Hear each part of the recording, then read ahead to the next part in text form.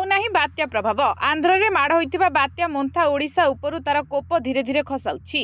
आंचलिक पाणीपाग विज्ञान केन्द्र निर्देशक मनोरमा महांती एने सूचना दैछन्ति। वर्तमान 15 किलोमीटर प्रति घंटारे गति करुछि बात्या मोन्था। राज्य रे एहार विशेष प्रभाव नाही। आसंता 3 घंटारे मोन्था गभीर अवपातरे परिणत हेबो। तार 6 घंटा परे यह अवपातरे परिणत हेबो। एहार प्रभाव में मालकानगिरी, कोरापुट, नवरंगपुर, कलाहांडी, गजपति, गंजाम, रायगड़ा, सुंदरगढ़, केउंझर, मयूरभंज, बालेश्वर और भद्रक जिले में प्रबल अति प्रबल वर्षा संभावना रही।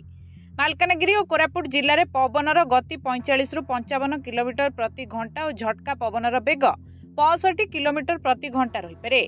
नवरंगपुर, कलाहांडी, गजपति, रायगड़ू 35 रु 45 किलोमीटर प्रति घंटा पवनर बेग रहिबा सह झटका पवन 55 किलोमीटर प्रति घंटा रहिबो।